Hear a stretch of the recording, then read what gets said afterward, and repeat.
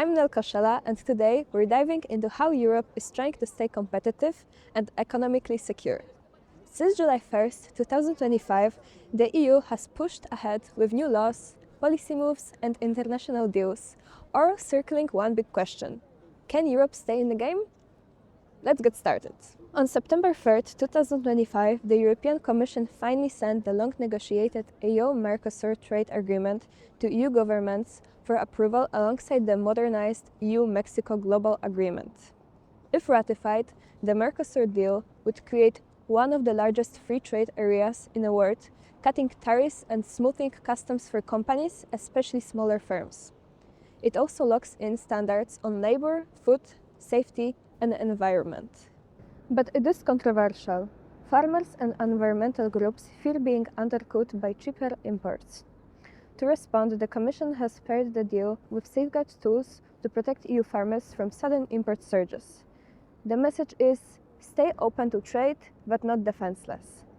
Beyond Latin America, talks with India have also accelerated in New Delhi in early December. To get there, it has launched several omnibus simplification laws that streamline many EU rules at once, plus a digital omnibus package to streamline rules on data, cybersecurity, and AI. Under the broader better regulation and one-in-one-out approach, the Commission claims billions of euros in potential net savings. For entrepreneurs, the promise is fewer overlapping obligations and clearer rules. But competitiveness is also about making Europe's money work better. The EU has trillions in private savings, yet much of it sits in bank accounts or flows into US markets because European capital markets are still fragmented. And that's why the EU is pushing capital markets reforms to deepen and integrate markets so firms can raise funds more easily and more investment stays in Europe. At the same time, EU is putting people at the center of its economic strategy. In its 2026 European semester guidance, the Commission urged member states to boost basic skills and STEM education and to tackle labor shortages. With aging societies and talent gaps, upskilling, lifelong learning, and attracting talents are now treated as core competitiveness issues.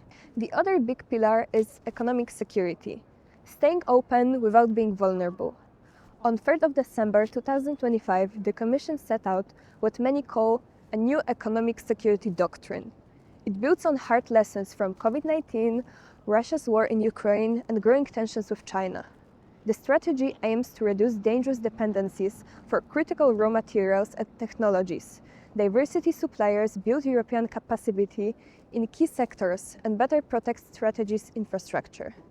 The principle is simple: remain open, but not naive.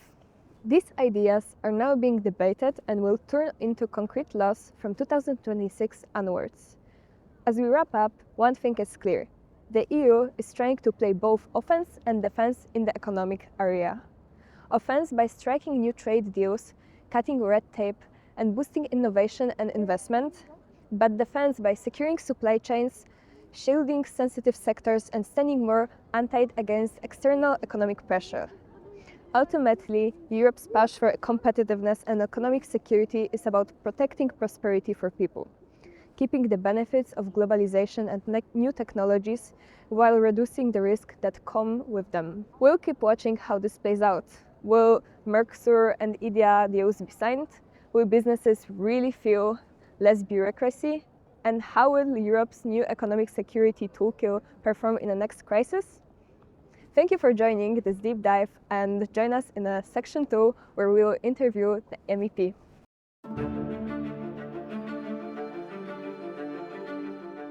We're here with a very special guest, MEP from Belgium, Tobak Bruno. Would you like to introduce yourself for us? Well, as you said it yourself, I'm a member of Parliament, the European Parliament, since a year and a half now. I was in Belgian politics for 29 years. Before that, amongst other things, as a Minister of Environment. And very happy to be here now, because I think that the European Parliament and Europe in general has a big job ahead of it, in front of it, and I'm glad to be part of that. Right. Besides things that you mentioned, you also sit in the Industry, Research and Energy Committee. Mm-hmm. So when companies talk to you, What's their biggest frustration with EU rules right now?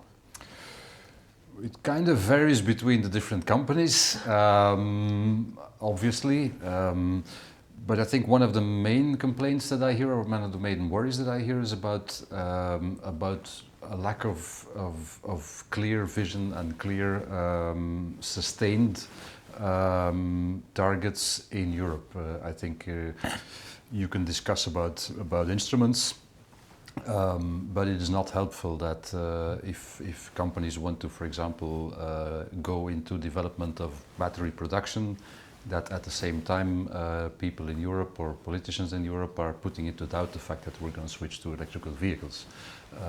No one is going to invest hundreds of millions in battery production or in lithium mining or in recycling in Europe if at the same time we're not sure that there will be a market.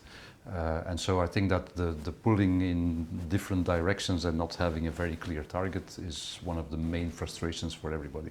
Yes, definitely. And at the same, very similarly, we were talking in recent interviews, you were warning that Europe is falling behind in clear and digital technologies because of a lack of investment and clear path. So, and that we need the Green Deal to drive productivity and growth, not just new costs. So what kind of investment is still missing? I think that we need, if we look at the opportunities that there are, I think we need lots of different investments in many different sectors. The main one, or one of the main important ones, I think, would be infrastructure. We have a huge problem in Europe with energy prices. The simplest way and the most independent way to deal with that is to electrify the European economy. Producing cheap electricity, as Denmark knows very well, is not exactly a challenge anymore. Getting it physically to where it can be used to companies, to citizens, to households is a big problem, which means that we are literally throwing away through curtailment billions and billions of euros of free electricity every year because we cannot put them on the grid. And so one of the big investments there is to make sure that, just like we built the highways through Europe in the 1960s and 70s, we go to those grid investments right now and build that infrastructure that can, again, transport future prosperity all across the continent, because that is another thing, of course. All across the continent we have a problem with these same infrastructures blocking a number of economical investments, whether it is data centers, whether it is battery storage projects, whether it is industrial electrification projects. They are all waiting to be able to do that. Yes, but how do you think should cover all these costs? Is it supposed to go from EU budget or maybe national budget? Well, that kind of depends on what kind of investment we are talking to. If it is a private commercial enterprise, then obviously it will be private money, and it should be private money, and I have no problem with that at all. On the other hand, if you look at public infrastructure, that is supposed to be to the benefit of everybody. It will be both national governments and hopefully the European Union. The European Union has a limited budget. If you ask me, even too limited, but it will never be able to cover the entire cost. The main thing we need to look into is how do we organize ourselves between the European member states and the Union to share the cost in as smart as possible way, and to make sure that the European Union, for example, can co-finance a number of projects that are of mutual interest across several European countries, and where it might not be easy to convince national governments to pay for their share or to pay the whole thing by themselves. I think we can add to each other, to one another, and make sure that that things happen that way. Yes, so find the balance in all of it. Finding the balance is I think the only way to explain to people that we are using their money wisely, and that we are using it in a way that will benefit everybody, and that's what policy should be all about. Thank you. And if we don't scale up the green industry in Europe, what do you fear most? Losing jobs to the US and China, or losing support of public for climate policy? what I would fear most is that we would lose the opportunity to offer to European citizens and European companies uh, a hopeful project for future prosperity. I am very much convinced that the whole transition, and whether you call it a green transition or whether you call it a decarbonizing or whether you call it European energy independence, it all comes down to the same thing. Decarbonizing and switching away from fossil fuels is the industrial revolution of our generation and probably even more of your generation. And we have already missed part of the boat when you look at, for example, PV production that has moved away to China. When you look at electrical car production, where China has taken the lead. If we keep hesitating and if we keep moving between different options, we are going to miss the boat entirely, and Europe can really not afford it, because it is the only credible, hopeful project for creating new jobs, for creating new industries, and for doing something else than just preserving the past. Europe has always been very good in preserving the past. Brussels is full of very nice museums, but those museums are not going to build a future for the next generation. But unfortunately, many people say that this change is linked with prices going high. And how do you convince them that EU competitiveness plans won't just mean work harder for less? Well, when you look at energy prices, I think we have all seen in 2022 how important it is to be independent, because if you have to depend on the petroleum states, and whether they are America or Qatar or Russia, basically does not matter. And the volatility of prices, you will not be independent, you will not have a choice, and you will definitely not be prosperous. Donald Trump is not out to make sure that Europeans make lots of money. Donald Trump is out to make sure that he makes lots of money. And so for him it makes sense to sell oil and to sell gas. For Europeans it makes sense, if we want affordable energy prices, to produce our own electricity, which is technologically perfectly possible, and to build an industry on that. That is not going to be the industry that was there for the last 50 years, but is that a problem? No. I think that we need to explain to Europeans that when we switched towards processing, all the typewriter factories disappeared, but our societies became richer, our citizens became wealthier, and there were more jobs, not less. The future is not a threat, the future is our only choice. Keeping the past is not really gonna help anyone. Yes, the future is our choice. Very wise words. If you had if you had to choose one concrete EU measure that could improve both competitiveness and social justice at the same time, what would it be? I think the main challenge right now is sadly not something where European Union has a lot of impact, and that would be fiscal justice. I see a lot of wealth being created all over the world, but I mostly see a lot of that wealth not being returned to society. Because we lack fair fiscal rules.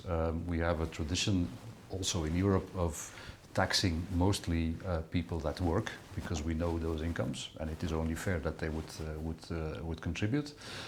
But on the other hand, we see a lot more in IT sectors, in the whole sector of data and AI, a lot of extreme wealth being created, but not being called to participate in society.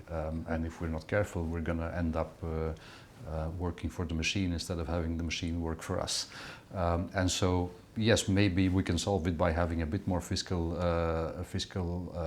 competence for the European Union, at least move away from the fact that if we would, for example, want a minimum tax on corporate profits, we would need unanimous decision making in Europe. Let's make that the majority decision. It would move ahead, but it will always be something that member states and the union need to tackle together.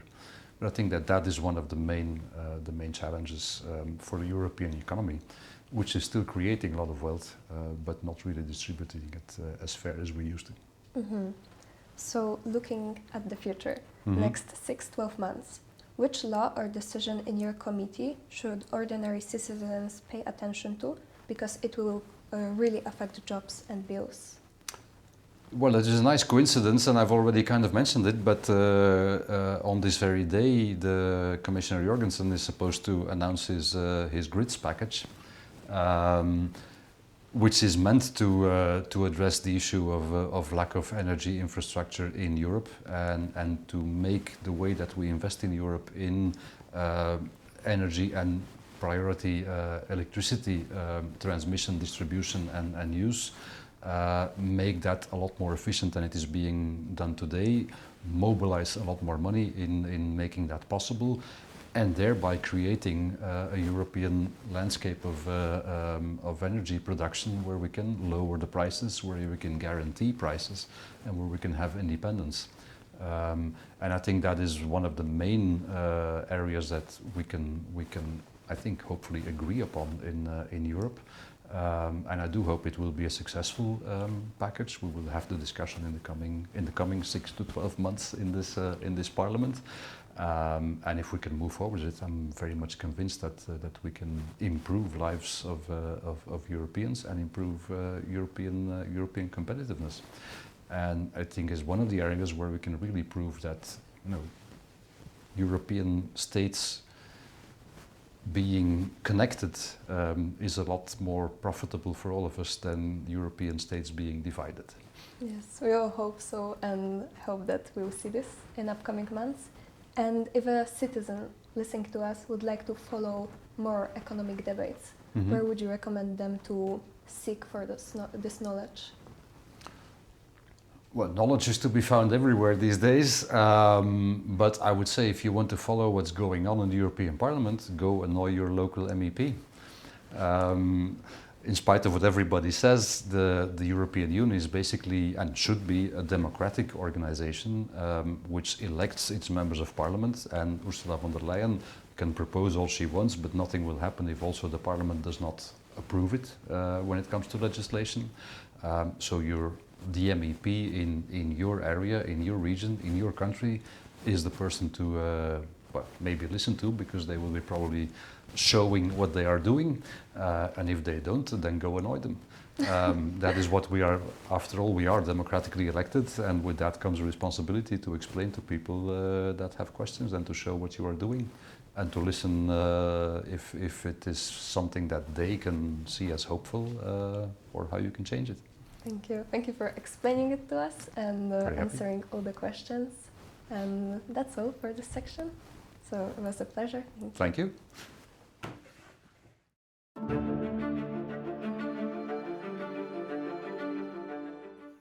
I have today with me here Daniel Ivanov and Carly Spring, who have been so kind to join us and discuss about what we're going to discuss today about, guys. Our common future. Our common future. But in this topic, I think we're going to talk more about the fact that Denmark wants to make it simpler to start a business, not just in Denmark, but all over Europe. And I know all of us are based in Denmark, and we had experiences with how it is to start a business here, or know people who have done so. And at least I can say that Denmark is one of the countries that is the easiest to start a business from an administrative point of view. Of course, nowhere is easy to start a business, to find customers, to make money. That's a different story. But when the bureaucracy is a hurdle, then that's also not very good for us. So from a bureaucracy point of view, I think that Denmark is going pretty well in that direction. So in our talk show today, we're going to be talking about Europe's economy. So when you think about Europe's economy and like the global competition that is right now out there, what do you feel about it? Carly, for example. Yeah, I mean, I think what I'd like to say is that I think about the small businesses first and the mom and pop shops, but I think the reality is that the big players in the market really drive the market. For all intents and purposes, we do live in an oligopoly, and that's what I think of when I think of Europe's market. But I do hope that there will be more and more entrants on the scene of the little guys as Denmark and other European nations make it easier for us to try and get out there. I think there's at least a focus and an energy around increasing small and medium businesses, but in reality, the big players continue to dominate. Okay. Daniel, is that a similar view you share? Well, actually, I was about to share something else. I was about to share that I don't think about anything specific, but I think about all of them together. You know, the big players, the small shops, and so on. Because I mean, the economy, in my opinion, is a living, breathing creature that is composed of all of these small actors. But I just thought about it right now that Carly said about the big players, and I just thought about some recent events with one of the biggest companies in Denmark, and how much that filled into the news and everything. And so I think, yes, definitely the biggest players first do come to mind when we talk about economy, also on a country basis.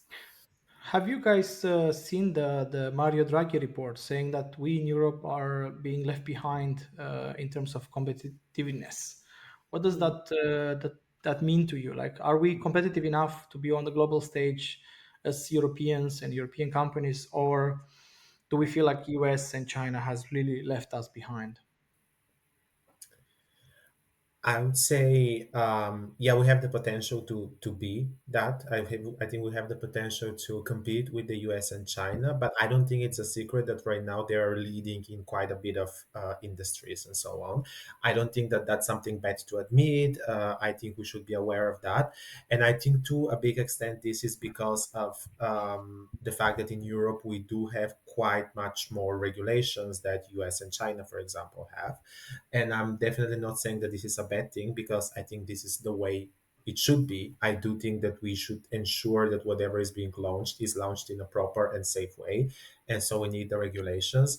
But I do think that there is space for improvement in terms of how do we roll out these regulations so they are digestible, and so people are not afraid to start something new, and go to the competitiveness level of the US and China. I don't think we are there yet, but we can be. Carly, you're an American yourself in Europe. How does That's that right. feel? Do you feel like we're left behind? Phew, I mean, I a lot of what Daniel said resonated with me. I think it's a challenge, but it's not impossible for Europe to catch up. I do think it's starting on the back foot, and I am afraid I agree that it's because of the red tape.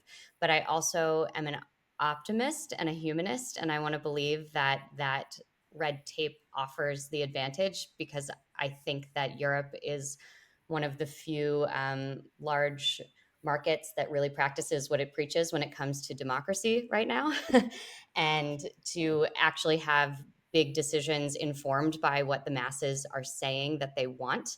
It's not perfect, and it's certainly not always a perfect alignment with what I would choose necessarily, but I do feel that representation is real in Europe, and that may make things slower, but ultimately better. So if the investment can go into more niche things like ethical AI and not just winning the AI race, or green energy is something that our planet urgently and desperately needs, and it's not all about how cheap you can do it, if cheapness also means that it's not actually going to help the planet. So I think being founded and rooted in more democratic values can be an advantage, even if it slows us down a little bit.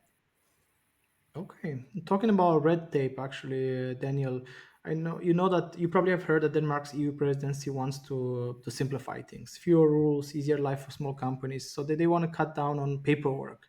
Do you think that will help small entrepreneurs? Do you know any small entrepreneurs that struggle with the amount of paperwork? Yeah, yeah, absolutely.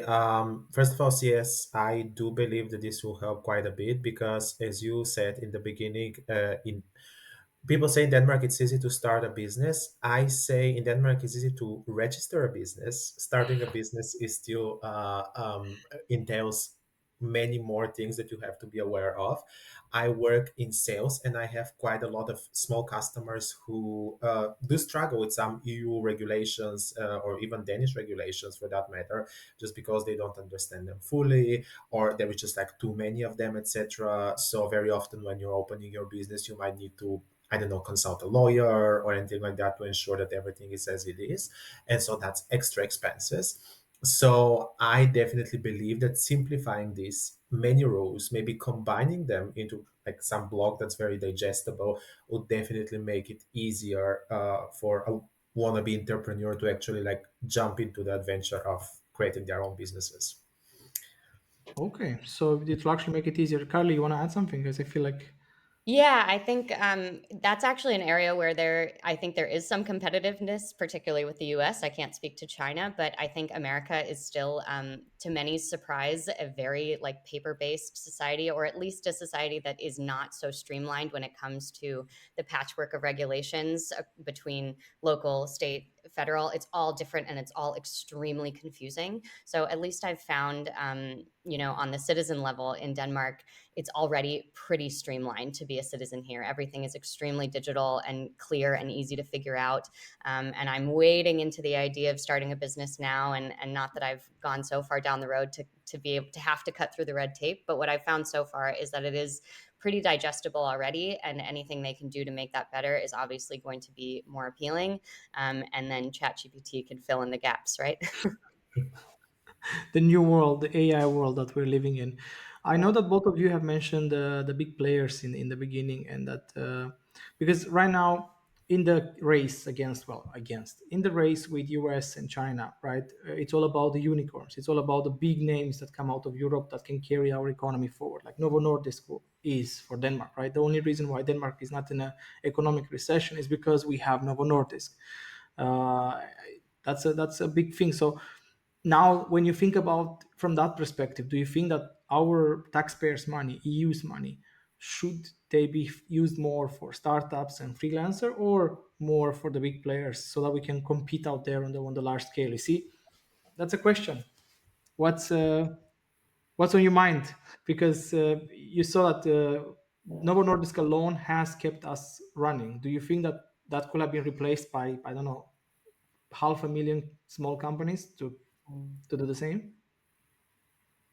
Totally valid question. And yeah, I mean, if I had a crystal ball, then I would be much richer than I am now. I want to believe that investing in small and medium businesses creates space that doesn't exist today, because when you put all of your eggs in the big baskets, you find out that tariffs come along and can cut you down more than you could have dreamed. You find that green energy, that was, wind energy, for example, that was the most important thing on the economic docket yesterday, is now an extremely challenging market to be a part of. So while it's important to keep those big players afloat, and we can't ignore their value to our economy, I think it would be a real shame to not try to find space for the innovators to come in and disrupt the markets and find places that right now are already pretty crowded and that are really subject to severe competitive pressures. Okay. But yeah, Daniel, please. Yeah, no, I just, yeah, I totally, this totally resonates with me. And what I wanted to add is that, yeah, we do have Novo Nordisk, and Novo Nordisk is carrying Denmark to a big extent. But if something happens to Novo Nordisk tomorrow, we need to ensure that there would be potential for a new Novo Nordisk to emerge. And if we don't like invest into new companies, then how would that happen, right? No, no, I agree with that, but that was the question here. Should the money go towards pushing more unicorns out there, or should it be about because when you are an entrepreneur, you either are a blue collar entrepreneur where you're most likely aiming to start a small that might become one day a medium sized business, and or you are some sort of innovator, tech entrepreneur, someone that disrupts markets and it's wants to build a unicorn in 3 years, should be valued at $1 billion. You probably have noticed that a lot of the money put in the system are going towards supporting creation of more unicorns. There's not much actually in the ecosystem for people who just want to start a company that might have max 4 employees one day. So that's the dilemma here. Should there be money split? Should we put all our money into getting as many unicorns out there that carry the European economy? That's a question. There's not unlimited money we have, obviously, on a European level. So where should the where should we bet on? Because Europe is known for the many small and medium companies we have. Right, in Denmark we have 1 million companies. That's one for every sixth person, literally. So how many of them are large? Maybe 10,000 at best, if we're lucky, or maybe probably a lot less, actually, a lot less. So Denmark, you can say it's carried by small and medium companies, and I have a feeling that other EU countries are kind of in a similar situation as well. So would you say that in the end it's not about being in a race for with the big players on the global stage? It's about staying true to our own values, and that's supporting small and medium companies. What would you choose? I mean, one of you is American resident here. Did that change to you? Did you change the way you see things since you lived a few years here? I mean, it's certainly in many respects, I've changed the way I see things. But actually, when it comes to innovation and supporting unicorns, I actually feel like I lean a little bit more on my American roots for that, because I think although it can be difficult to open a business in the States, there is very much an entrepreneurial culture and vibe, and an idea that if you want to start something, you should, and do it yesterday. So, especially, I recently lived near Silicon Valley before I moved to Denmark, and that's the whole culture there. And if you're not getting the energy to get out and go do your own thing, then you're going to get left behind. So, I definitely am a supporter of that kind of investment. That the only way to move societies forward is to make space for new ideas. Carly, would you say that? I mean, I want to continue on that. The EU is creating new funds for green tech, for chips, for clean energy, and in this attempt to stay competitive. So, in a way, we're trying both things. I feel we're trying to go the unicorn way, but we're also distributing a lot of money for small and medium businesses to stay alive. But do you honestly think that we can catch up anymore with US and China? Like I said, I don't think it's impossible, but I think it's a lot to ask, because the US right now, I mean, Nvidia reaching $5 trillion, that's a pretty insane goal to be jumping towards. And China is eating our lunch when it comes to rollout of green tech. But that doesn't mean that Europe should exit the race. Just because you're not in the front position means that you have the luxury to get out of the way, because the world needs the world needs green energy, and the world needs technology to continue to progress. And where I think that, again, the European Union has the advantage is taking a human-centered approach to those technologies, and to making them something that the world actually wants to use, and not just the cheapest, fastest version, or the least human oriented version, especially when it comes to AI and the chips that power that. So I think, there's also obviously a lot of space for those two areas to come together. There are massive, massive warehouses that are eating up all of the world's energy and spitting out all of CO2 in order to bring us, these AI technologies. And so if Europe can take an eye towards saying, hey, how do we, bring the green energy that's needed to transition us into this future, that's where Europe has the space to make an impact in the world stage, even if it's not going to be the dominant market leader in terms of production and Which rollout. is sad, considering that we were the ones who started the whole green tech movement. If you think about it, I mean, Denmark's Yeah, wealth is thanks to green tech. A lot of its current wealth is, yeah, it's pharma. Of course, we are very strong in pharma, but green tech is actually was powered Denmark before Novo Nordisk. that's right. Uh, but Daniel, I mean, like Carly said, we shouldn't try to focus so much on the speed. Some people say that Europe moves too slowly. We like to really have meetings here. We talk about it a lot. We don't really get action. Do you agree with that? Do you feel like it's too slow? Should we just take decisions faster somehow? Should we be maybe less democratic? I guess, I don't know. Have someone taking decisions for us. Well, no, I definitely wouldn't say that we should be less democratic, but I do see the problem here, right? Because just the way that the EU is composed, right? It's not a single country. It's a bunch of countries that are sitting together, and for many things, you have to get all of these countries with different priorities and different types of governments to align, and that could be very, very difficult. I think perhaps, yeah, definitely for more local sort of initiatives, I do believe that maybe it's a good idea to give some of the countries a little bit more independence for some decisions, because that could make some of the process easier.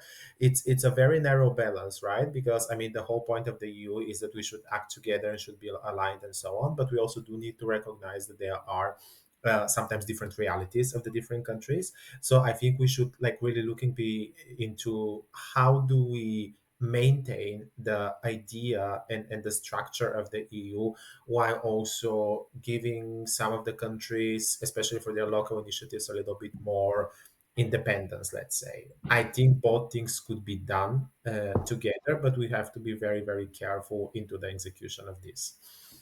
Thank you, Daniel. Yeah, I mean that does also make sense. We are many players at the table, so it's slow. Europe is just slow from its construction. So the only way for us to really move faster would be to build a European federation where we have a proper European government and a proper leadership that has more powers than they have today to be able to make decisions on a faster rate, because that's what we don't have. That's what the US has, right? They have one leader that decides everything. China has one leader that decides everything. We have 27 leaders on one side. Then you have European Commission leaders, then you have European Parliament leaders, and so on.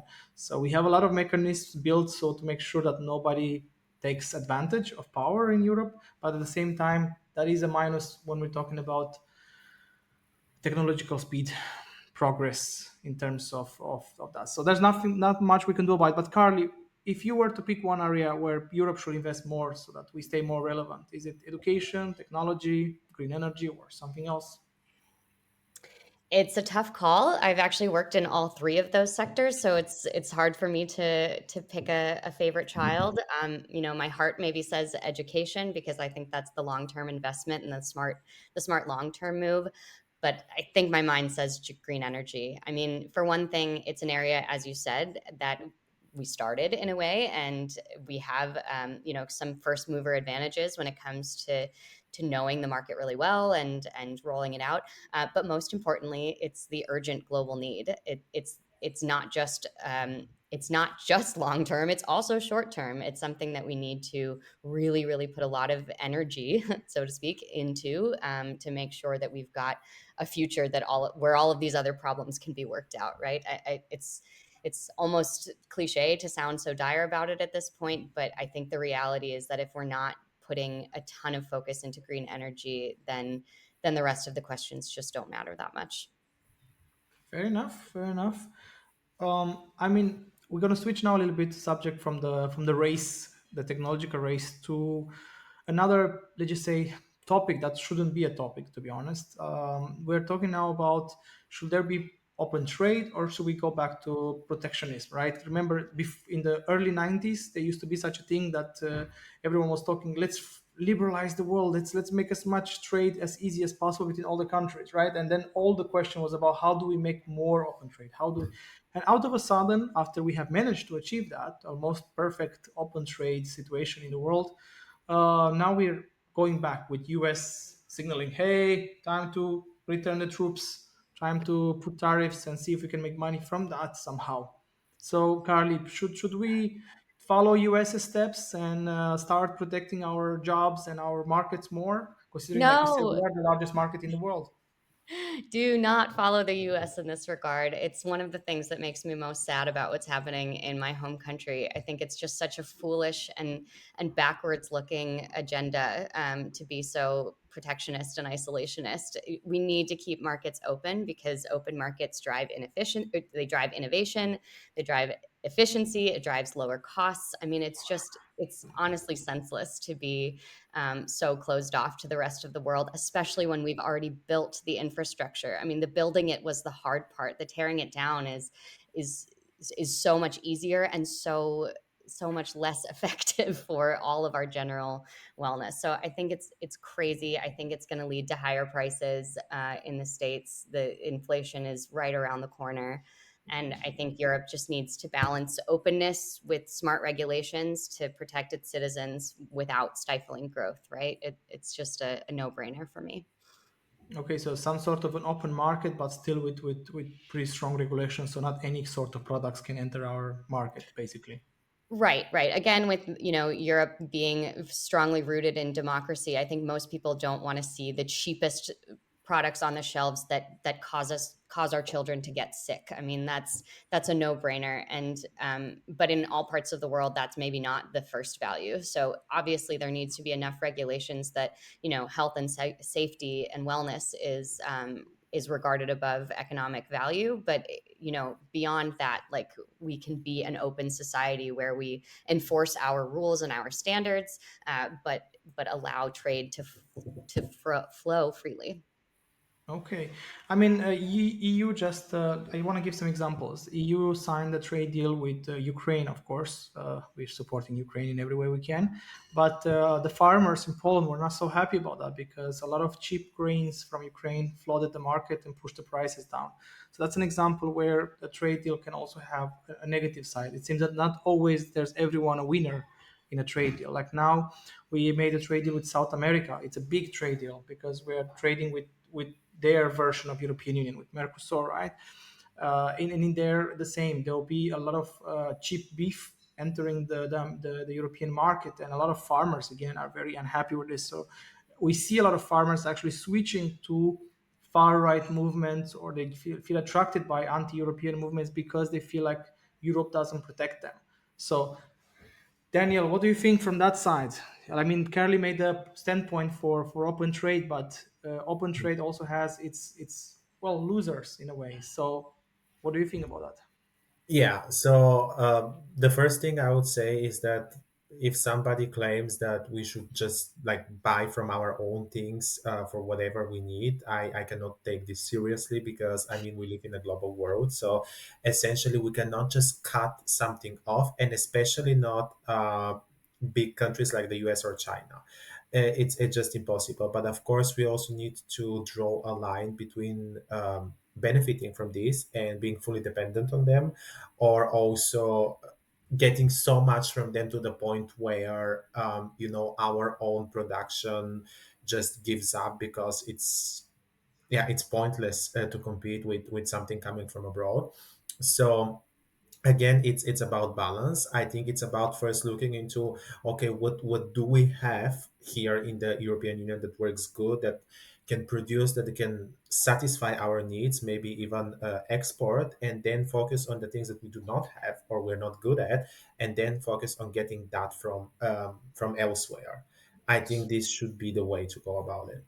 The unfortunate part of that, Daniel, is that yes, we would like to do that, obviously. So keep some things protected, keep some things open trade. But when you make a trade deal, you need to give something to get something. So obviously, if South America beef is the thing that they want to export most, they will do anything to get that thing to be on the list. They will not do the trade deal otherwise. What's the point for them, right? So and we have beef, or grains. We have grains, but Ukraine doesn't have much other things right now besides grains.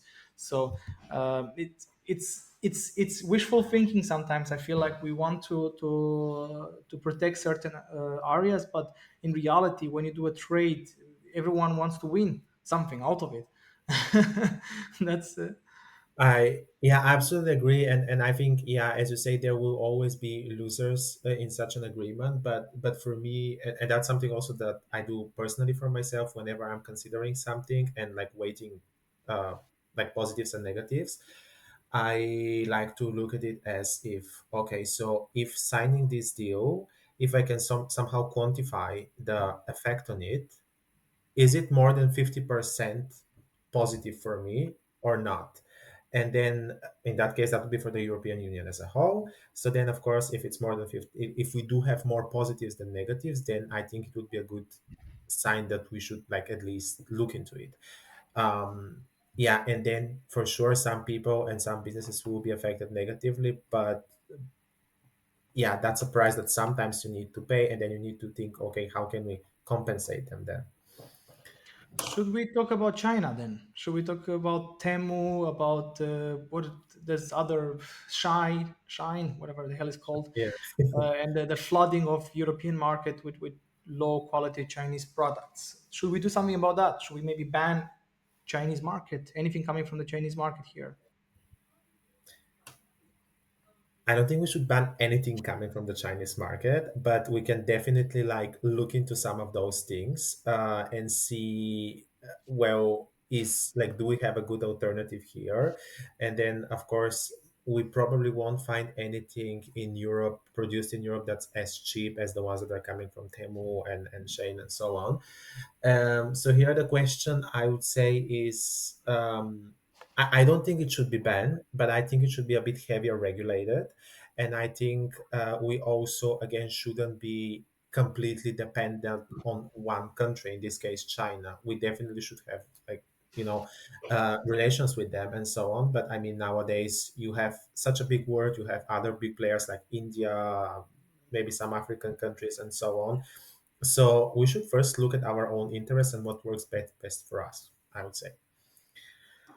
Yeah, Thank you, I'll Daniel. moderate my statement from earlier that all free trade is good and there's nothing wrong with it. I mean, certainly it is a balance. And I think if you're considering that China has now, I believe, has 50% of the manufacturing power in the world, I mean, that's a really, really striking reality that we're living in, that they produce half of what the world consumes.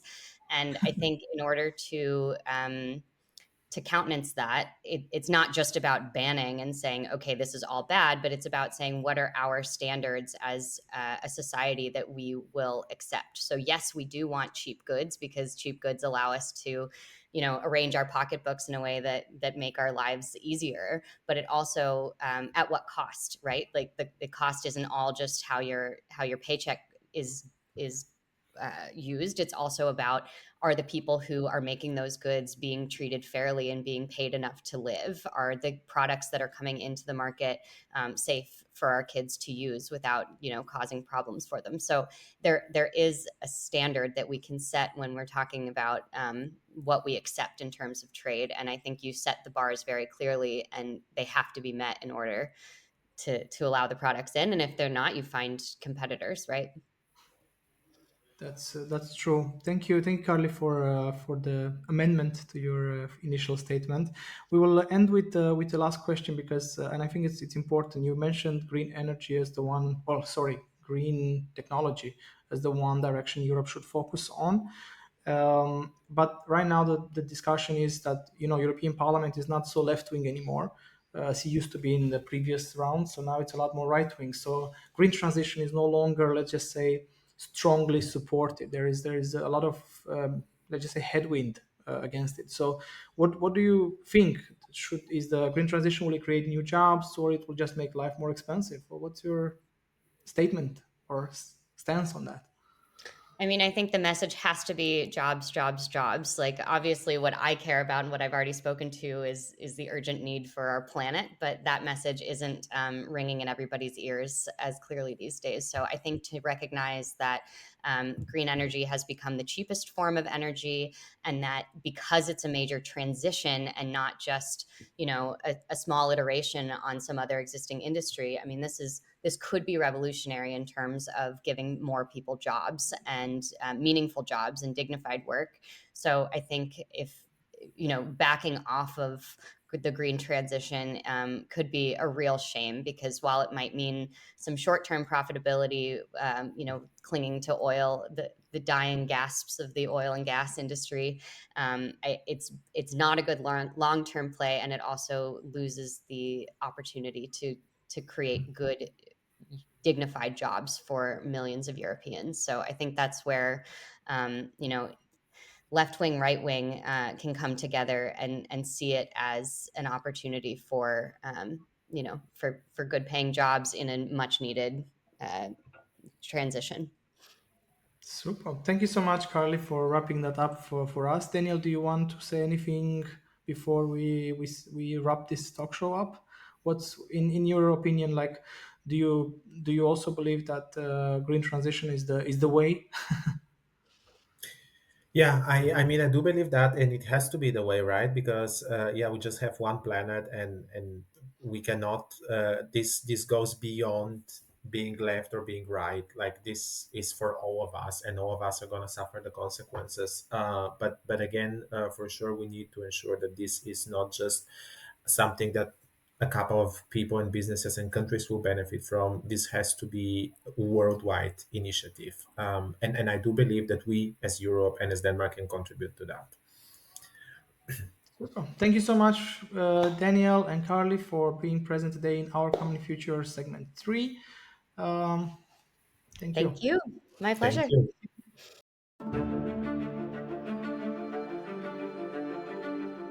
Hello, everyone, and welcome to the final section of this episode. In this episode, we'll also cover what Denmark's EU presidency has done in terms of Europe's economy, how they tried to make it more competitive, more secure, and ready for the future. So, let's dive in. One big focus has been, I think many people have asked for this for a long time, to make it easier for businesses in Europe. There's too much regulation, so the first meeting under the Danish presidency has been to simplify, to basically cut red tape for companies. And as a follow-up after that meeting in Brussels, the ministers have decided that we must create an omnibus. An omnibus is like a very large law which contains a lot of changes and multiple laws at the same time, where they decide that it will scrap a lot of the outdated rules and basically add new ones, but new ones that kind of make sense. So what you can expect, or what you can see what happened in the past couple of months, is that they have cut a lot of red tape, and they actually managed to pass in November this law that will make it a lot easier for small and medium-sized companies especially to deal with the bureaucracy. So yay, you can say that's a great victory for us who are entrepreneurs, of course.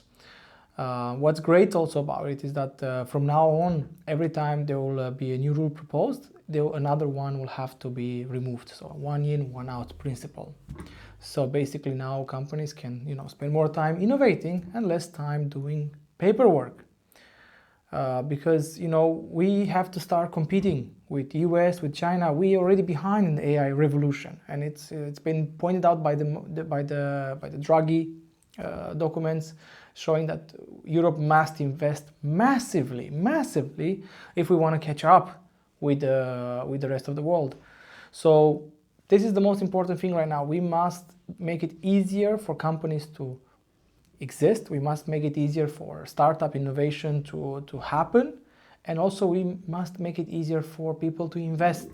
It should be very common for anyone who wants to support companies to invest no matter where in Europe. So that's why the idea that was very much promoted and talked about was that we need to build a true European investment union, which means integrating capital markets so businesses can get funding from all over Europe very easily. So you can live in Spain but have shares in companies all over in any EU country you want. And they also wanted to make it easier for banks and bank capital to be used so that you can unlock more investments. So basically it's all about how to mobilize private money and help European startups scale into global players. Because we must make sure that the next big innovation is on, EU territory, and it's born and grown here. And competitiveness is not just about the home game, it's also about global trade and economic security. So Europe has spent a lot of time in general to promote free trade, even though US is not on the same line now, but we are continuing on that line. So now the latest trade deal or free trade deal we had was with Mercosur, which is, as you know, the Latin American countries. So now we'll be able to have zero tariffs or maybe some more preferential tariffs in that area. So they can sell in Europe, we can sell on their markets. We expand a little bit the world, and we continue believing that free trade is the way. And that's why we're also talking with India right now to see if we can establish a free trade deal with India as well. And also that we have a diversity of suppliers, so we're not depending on only one country for various crucial goods, right? So that's where the economic security comes in. Europe learned from recent crisis, if you know what I mean, is Russian gas, right? We want to be independent from Russian gas from 2027, or Asian microchips. I mean, how important microchips are these days, and how bad is that only a few countries have those rare materials that we need. So EU is looking a lot into how to, export or how to import sensitive technologies and sensitive, raw materials, and from where. So look at the whole world, right? Don't depend on only one direction. So that's the economic security strategy, is that we must move from a reactive posture to a more proactive and systematic deployment of tools to address risks. In plain language, the EU is now willing to use any policy tool to be more assertively safeguarding essential industries and supply chains. So can Europe stay in the global economic game? Well, the past months suggest that EU is trying hard. We've seen with cutting red tape, right? We've seen with the Mercosur free trade deal and with the new security strategy. So under Denmark's stewardship, the EU has been slashing bureaucracy, investing in innovation, and clinching new trade deals. So yay! And what to expect in the next couple of months is that now the EU ministers have agreed on a blueprint to boost Europe's competitiveness in the digital decade. So they decided to see, okay, how do we approach AI? How do we participate in the AI race, right? And how do we have a discussion about digital sovereignty? So that's all about the focus that has been so far, is that we must make Europe have ensure prosperity for its people and stay competitive globally, and also guard against threats, because you probably have seen recently all these US tariffs and how it has affected our economy and our companies. A lot of companies had to change the way they do their practices and have been affected. A lot of people have lost their jobs because of it. So we shouldn't have this instability because some countries decide, oh, we don't want to play with you anymore in this way. So Europe must be able to stand on its own 2 feet also from an economic perspective. Thank you for listening, and see you at the next episode.